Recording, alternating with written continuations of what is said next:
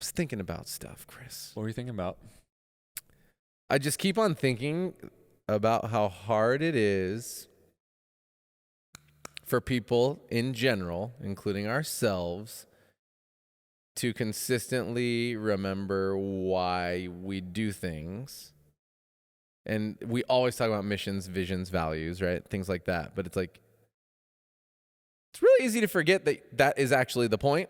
And then everything to consistently filter it through those lenses allows you to make decisions. And it's just easy to kind of get into the day to day, because there's all the small decisions that are really oftentimes don't need to be hyper focused on like that secondary level of focus, the secondary level of consideration, where you're like, whatever, something needs to get ordered. This is what we order. So I'm just like, that's most of your life is living in, I order this, I clean that, I bring this in, I schedule that. And 90% of that stuff, because we've done the work beforehand, you don't need to go deeper and put the mission and the values into context. It's already established.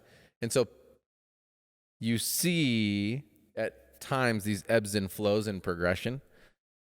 And then when we start getting hungry about progression again, there's a moment or a time of like friction where it's like, oh yeah, like there's a bigger specific purpose that supersedes all of our feelings and what's going on in our lives in the context of this job in this place, and just what it takes to consistently like refocus that so that everybody can move forward maybe more comfortably, knowing that the uncomfortability is in the progress of doing something badass.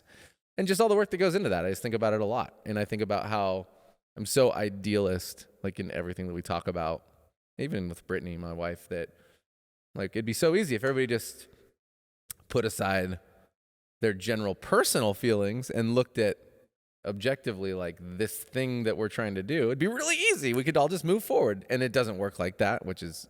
What are some personal feelings that would get in the way? The standard personal feelings are always either a feel of failure, or I'm really tired, or, or I don't have this, so I cannot progress to that, or, like all the stuff that's human. Like we do it to ourselves all the time.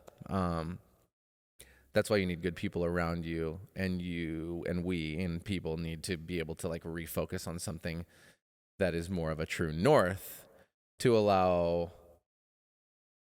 Well, to make it easier to move forward, because sometimes it's just not going to be easy to move forward. Sometimes you need to just take a step, and it's something we always read, or I always read that I enjoy, is if you want to be a writer, write, and just you're a writer. Then it doesn't mean you're going to be published, but like that's what you have to do, no matter what. You have to keep doing it, and that's where I end up. I think holding a lot of frustration in our world is, if you want to be a leader, push forward, progress. If you want to be a whatever, make something in that arena. And sometimes it just takes, we cart before the horse, meaning put too much planning, sometimes put too much focus around what could go wrong, instead of going, okay, I know and I believe I can figure things out as we go. And sometimes there's just this lack of start and just getting that ball rolling that holds back anybody anywhere. Right. And consistently sometimes is like one of the most major Achilles heels in people who could be amazing, who never ever decide to be amazing, because they're not willing to just start and then fail and figure it out and fail and figure it out. They'd rather know it's going to work out and put all the planning in, which ultimately ends up planning and planning and planning and planning. So that's my ramble, but that's good. That's like the big overarching theme of how I've been thinking lately. It's like, it could be so simple as to just say, hey, you're free. Just start doing something and it'll be okay. And I know it'll be okay because we all got your back. And even that alone, just bringing that trust onto the table is something. And even if it doesn't work out, it's going to be okay. Absolutely. Even if the thing that you do doesn't come to fruition. Totally bombs even. That's okay. Yeah. Because you still have the experience of learning something, doing something, like taking part in the process. Yeah. That's like where the learning comes from. It's not always from like being on the mountaintop after you're done and it's victory is mine. I have accomplished this thing. Like that's a good feeling. Right. But to put it into perspective for us in our coffee journey, when we were competing in barista competitions, when we won, when they call your name out and you're first place, it's an amazing feeling. Absolutely. But that's not where the learning happens. The learning happened all the way from deciding, okay, I don't know what's happening. Right. I'm going to sign up. Uh-huh. I'm going to sign up, and there's a chance that I'm just going to show up and not know anything. There's the chance that I'm totally going to bomb. There's the chance that I think I'm a lot better than I am, and I'm going to have to discover that I actually suck. And That was me. That's fine. Yeah. And your first barista competition was in 2006, and then the first time you won a regional was 6 years later. Right. That's a long road to not just winning the competition, but everything that you learned up until that point. And and every year a step, like a place higher. Yep. Every year leveling like up, and then last place to 8th place to 6th place to 4th place to maybe 3rd place to 1st place. Or and the something first like that. step is the most annoying because there's the most unknown in the first step. Right. Right. You don't know the format. You don't know what's happening. Mm-hmm. Whenever you're going to start something new. Exactly. It's if you can get into the first step and even just do terrible, at least you know what to expect for step 2. Right. And at least you know that, hey, Jared got last place, but he didn't die. Yeah. He didn't get kicked out. Nobody laughed at him. Nobody looked at him and was like, oh, you're a total piece of shit. Actually, people went up to you and were like, hey, that was really entertaining. You should probably come back next year. For sure. And that was one of the cool things that we both heard from a lot of people. Those Brent Fortune type people. And that, I think, is where we have an opportunity as leaders to remind people what they're here for and encourage them to take that first step. But also when it doesn't work out, it's like, let's come back, let's try it again. Right. It's still like highlight the good way. Yeah. Highlight the good and like, okay, come back, now refine, now do better, because I know you want to and you wanted to do a great job, but it's okay. Like, we're never going to nail it first try. I mean, it's the same thing when you start a business. For one, right? Like, if you're trying to take something to maybe a higher level. So for instance, there's like, you don't typically go into a barista competition without at least trying to be a barista for some time beforehand. You got to know the basics. At the same time, like, when Chris Charles and I, like, we didn't ever plan on starting a business to begin with, and then things happen and you find yourself wanting to express a direction. At the time prior to us opening, honestly, we weren't really too keyed into, oh, these are values and this is our mission and this is what we're setting out to do. It was more, we had ideologies and philosophies of how things could be, and we didn't see anybody necessarily executing on them, some of which we actually disabandoned in the process of opening this company, realizing there's reasons people haven't tried certain ideas, one of which we had all these crazy ideas. We're only going to serve, and Dutch Brothers does do a version of this, but they don't do the style of coffee we do. But like, we're only going to serve espresso-based beverages, or we're only going to do this and we're only going to do that. All that to say, you decide to start a business and you know it's not going to be perfect, but you still have this belief that something valuable could happen that's bigger than just Chris, Jared, and Charles. Like, you have a gift to share and a perspective to share that is worth pursuing. And you don't just, you go into it knowing that whatever it starts as, it will not be later. And to me, that seems so obvious and so simple. And at the same time, it seems like such a way for people to feel more free in their progression of progressing, of trying to do anything, right? Like, whatever I start at is going to be the worst version of, unless you're like a genius. And there's no way it's not just going to consistently get better. So why not take the pressure off? And that means, people must be putting that pressure on. Well, I think each other. People put that pressure on each other. People put that pressure on themselves. Absolutely, and themselves. Culturally, the pressure is there. I mean, you don't work in a ton of places where you show up, work on something, make a mistake, and someone says, okay, this didn't work out. Let's talk about why, and let's look forward so we can help you learn and do better next time. Right. That's You not work normal. somewhere, you make a mistake, and someone looks at you and it's like, what the fuck are you doing? It's like, I told the story when I worked in the board shop and we were logging all the snowboards for the snowboard season. And the dude, Nate, who worked the morning shift, didn't do shit. So I came in and I was so far behind, just so far behind. And I'm like, oh my God, I got to log all these things, skew them, like rack them up. It's the holidays. I've got boxes of snowboards all over the floor. Right. And the store director came in at the time, and instead of asking why there were boxes of snowboards all over the floor, she said, "You're way behind." And I said, "Yeah, I know." She's like, "Are you too stoned to figure this out?" That was the answer. Yeah. And I feel like that's not super uncommon. Like it's annoying, and that is not the kind of culture that makes someone want to be like, yeah, okay, cool, I'm really excited to do my best work now. I really you've inspired me to do this faster. Right. You've really lit a fire and shown me why this is going to benefit. It's annoying, people get slammed, and I'm sure that rolls up levels, right? At each level, you're dealing with other people's frustrations. Right. That person had just inherited this store that was probably not doing super well. They're incredibly stressed. I don't know what's going on in their home life.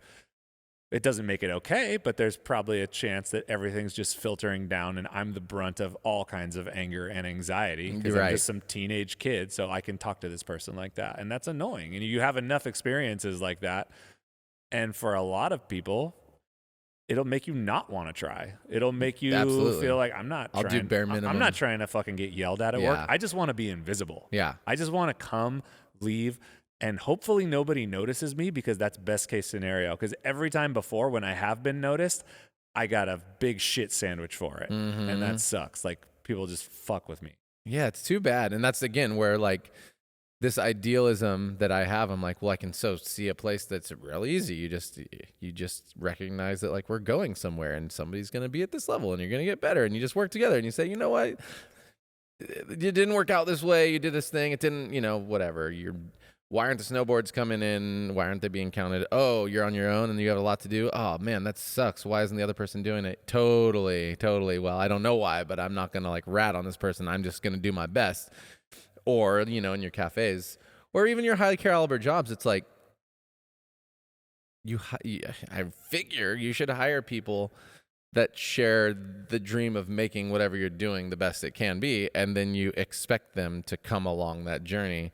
And again, that's idealistic because not everybody has that. And even we get frustrated and have our moments where we don't necessarily want to spend the energy or have the energy to have those coaching moments as people, come along on their journey slower in places and faster than others.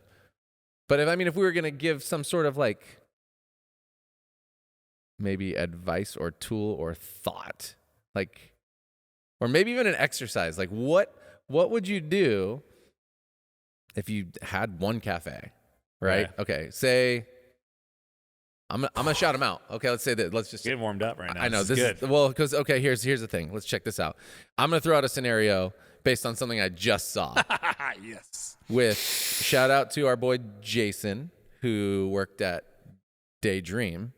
He just jumped over to Commodity, and they gave him a lot of reins to this place. Like, okay, he's got like two very small staff. Let's say somebody's got this new staff. They got this place. They got a vision, and they're about to deliver it clear enough. And it's like, okay, how do you inspire, have that connectional moment where you're like, all right, this is what I want out of this place as a general sense. I know you totally just got here and like got a job, and I'm coming in with like kind of an idea. So is Jason the person with the vision, or is he taking the vision from the people that own the situation? So he's the new vision. He has the vision. Yeah. He's the new visionary. And so this could work for like a new manager anywhere, he's right? a new leader. Yes. And he inherited this staff of people. Correct. And now he has to get them juiced on the vision. And so, and just say this is just like a standard cafe, and you, which is probably a lot of people who might be listening, got hired because you have experience and you've got drive and you've got, and the owners and the people who hired you need help in making something better. Yep. What is the exercise that you might use to help people, one, know, okay, we're going somewhere and this is meaningful for myself and for whatever, leader, insert yourself? And how can we show up to like elevate this place? How can you, new person, me, new person, how can we show up to do this thing better than it's ever been done before? Yeah. I think the first step to that is understanding that when you get there as a new person, you don't know anything. And showing up and being like, guess what? I'm here. Here's the new vision. This is why you should be fucking psyched on it, even if it's really good. That's not going to work because people are going to look at you and be like, who are you? Also, you don't understand anything about me or what we do on the day to day. And it's the same thing if you hired someone for consulting. If you hired someone for consulting and they came in and just started telling you what to do, it's a pretty good sign that they're not a very good consultant. So you need to spend time, 1, asking questions, 2, getting to know the people, 3, being around all the different aspects of the day-to-day, and like creating this matrix of what's the reality of the company, what does the company seem to care about now, even if it's not going to be the end goal in the future? What do these individual people care about? Because one of the key things that I've seen over our journey is people will do amazing work on your organization's behalf if they see how they connect to that work.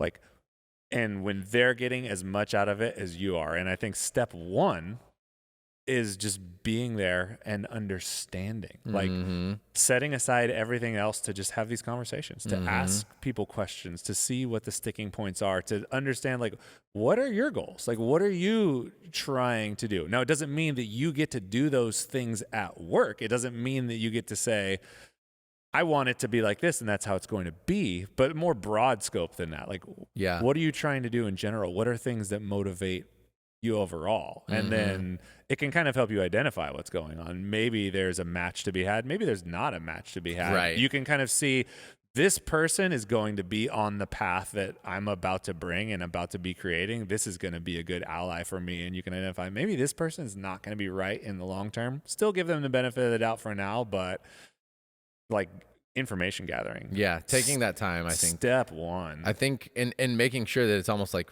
even revisiting the same exact information gathering like a few weeks later after your shares, because what'll happen, could happen, and we've definitely seen happen, is people can kind of, you can find out some information and you can kind of get people hyped. And then you can kind of see where they're going to fit. And then there's this next level where it's like, you get them excited because you see the potential and you see the potential alignment and they're like, yeah, I'm in, it's new, it's fresh, I'm excited, we're going somewhere. And then their real truth is that they're not necessarily interested in the long play of that work. They really did enjoy the process, though, of the engagement and the growth opportunity at the time, but it's not going to be like a sustainable thing for their long haul career. Like, they're not as invested in it as you are. And that idea of the leader being able to spot the potential does not necessarily mean the potential will come, because the human being that has that potential maybe doesn't have the drive to go for that.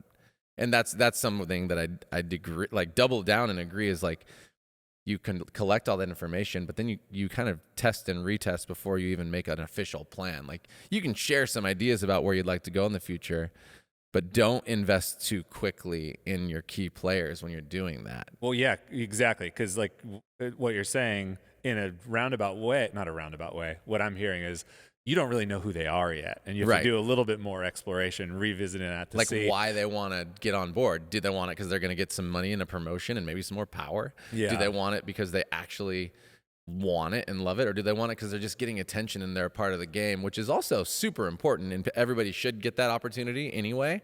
That's a great motivator, is to help people feel like their work actually matters. So like, that should happen anyway, but it's not often enough to get somebody to step up to the next level. It just might help them to be their best self at that standardized place. Call it a barista, call it a concierge, like, that might be the top of where they want to be in your organization. And that can't be bad, but you need to know like the truth. Like, is this person really going to get excited about building a food program or a new bar cocktail program or whatever pairings? Yeah, You because know, that like, goes back to culture too. Because people are going to default say yes. absolutely. If you To offer your boss? someone a promotion, Yeah. a chance for more responsibility, which comes along with more money, Yeah. people are gonna be like, "Yeah, I want that. I want that." They see it as up, and they're not doing the hard work a lot of times Yeah. to think about, is this actually going to be fulfilling to me? What Right. does it actually mean to have this job? What does it mean to carry this weight? Because as you go up, you're carrying more weight. Right. Even if it sometimes looks like you're doing less, there's a bigger burden on your shoulders, and that's super real. So yeah, going back and seeing, is this my person? Is this not my person? And if that's not your person to bring to the next level, and you identified that person who is going to be a killer at this job for, X amount of time, Right. that's awesome too. Because then you can speak truth into what that person's contribution is when it comes time to roll out that new vision and see where everybody plugs in. Let's say you have someone who's an amazing barista, amazing guest service, has no dreams of leadership at all in the conventional sense. They're going to school, they show up, they kick ass, and that's going to happen for a year because they're going to graduate and go teach or, do whatever they're going to do. You can tell them like, hey, I see where your life path is. I see that you're super engaged here. This is where we can really use you. We're building up to this, and we need a strong player at this one location who can do these 3 things. And these 3 things are going to allow all these other things to happen.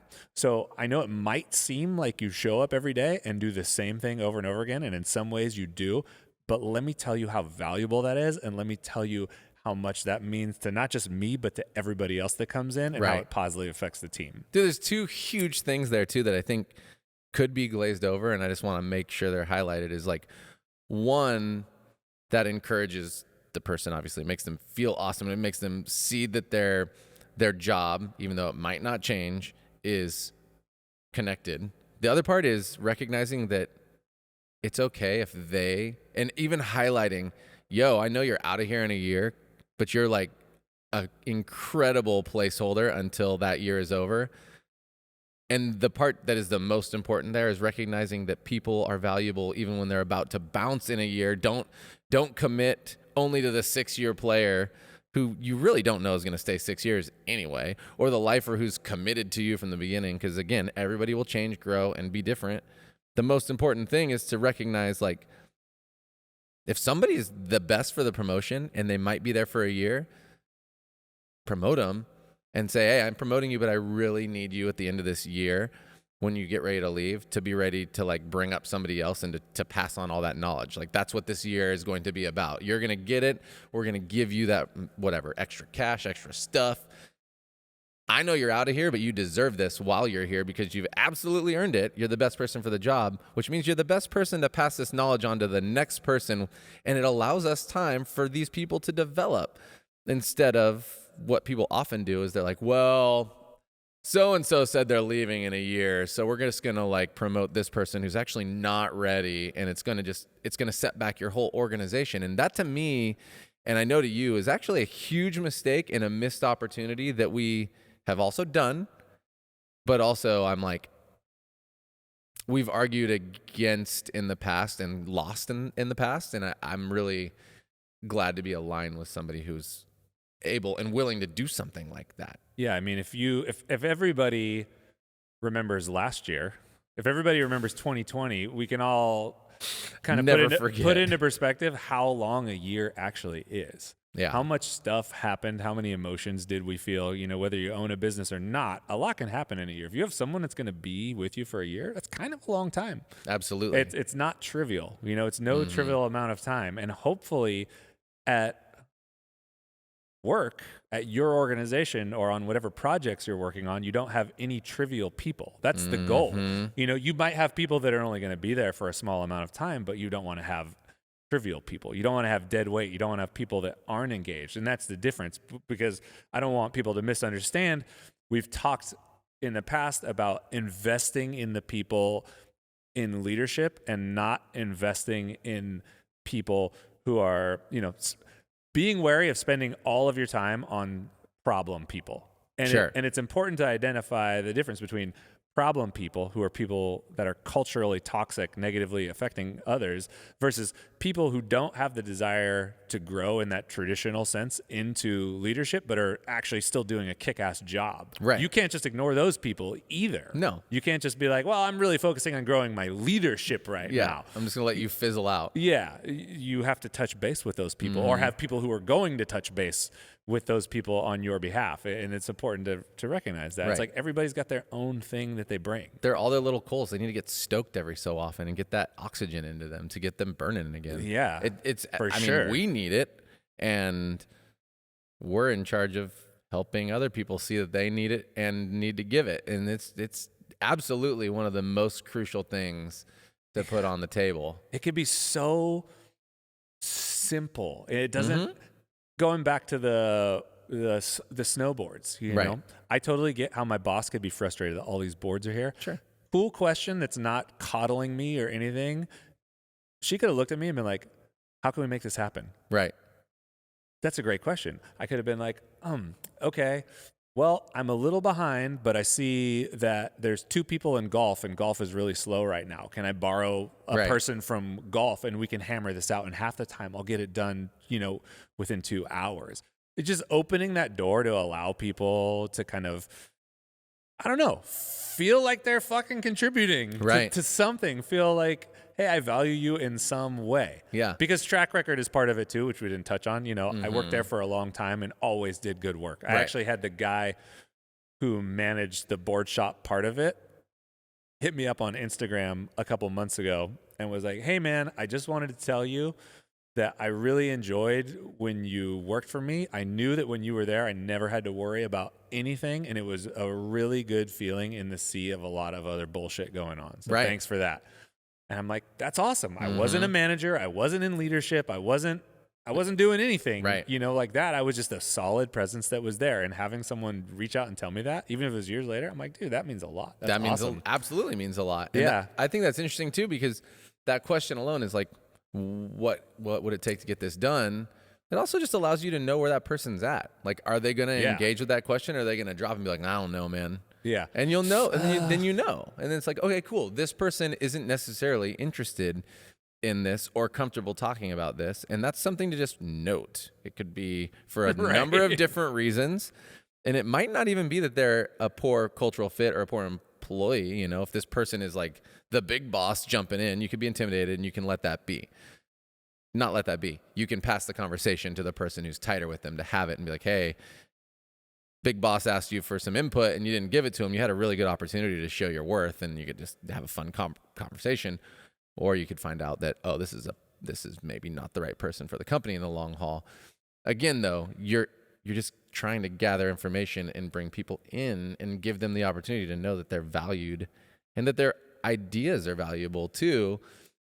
Even if you don't use them, you wanted to hear them, which is, to me, also something that I think is a low-flying plane for a lot of people. They don't realize that when you ask questions, the response matters. It's not just like totally matters. It's not just like the owner's got to engage with me, so they're just like giving me a passerby question. Like, however I sound, and then again, it does oftentimes come off. I do ride this line of like, is he serious or not? That's just who I am. Unfortunately, I work on that. If we're like sitting down having a seriously, I'm down with that. But it is hard for some people to pick up on that. Either way, know that like I'm listening when I ask a question, however ADD and aloofy I look.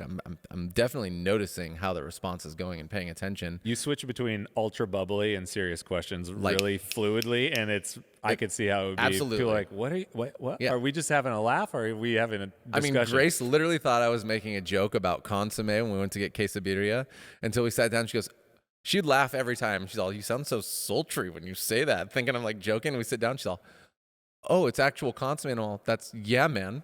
Yeah. Well, like, you deliver with that sarcastic tone sometimes. We're like, we want to go get some quesadilla. Yeah, quesadilla, get some consomme. You're like, is that a movie line? Get a nice dip in that consomme. It tastes so good. It's funny. It's cool too, because you can kind of poke a little bit more and see how many levels you can get, right? Where if you ask someone a question, hey, what's it going to take to get this done? They're like, I don't know. I don't think it's possible.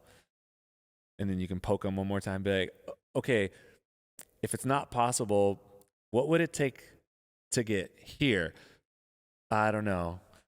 What if we just did this? Right. And if all 3 levels are just completely defeated, you kind of have an idea of who you're dealing with. But you might click on something that's like, oh, I can get halfway for sure. If we do this, that, and that, I can get like 2/3 of this done by 5 o'clock. It won't be done by the end of the day, but it'll be really good progress. Mm-hmm. Okay, that's awesome. Right. Like, that's great. Let's do that. Yeah. You know, that's powerful too. Would and then you be you open can kind to of an see idea? that, I can fucking step this to where I need to go. Yeah. You know, not every question is all or nothing all the time. In fact, most of them aren't all or nothing. And that's the best thing to realize. And that's kind of where this conversation started, right? Is it's like, it's never all or nothing, even though I am absolutely the first when it comes to like life and things that I catastrophize myself, go all or nothing. But it's not a place I do that with our business. It's not all, which is awesome blessing for myself. I'm like, nah, it's all just like forward movement. Even when it's failure, it's forward movement because somebody learned and somebody got better. And that's why you take that full circle back. There's never an all or nothing there. And therefore, flowchart style, you're free unless we tell you literally not to do something. And that's in leadership, and that's specific too. It's not like there is rules. I'm not saying that. You have to earn your right to make things. And it's fine. Yeah. You still have to abide by our rules. You still have to follow the values of the company. You still have a day-to-day thing, which is to inspire connection by creating memorable experiences. But you remember, like, that is literally your job for the day, to inspire connection by creating memorable experiences. And people are like, but you make coffee. I'm like, yeah. Now what? Hey, that's the end of the podcast. Thanks for listening. I know this is the time, the shameless, like, classic, we need your help, but we do want to get our message out there, and we do want to share this with a lot of people. So if you could share this with others, you could subscribe, you could rate, you could review. It would greatly help us as we continue to push through not only the YouTube as it's fresh, but also the general podcast as we took nearly an entire year off from doing it. And so please do so, share it. I believe that we have some information and some perspectives that could help not only people in the coffee industry, but people in any industry, any walk of life.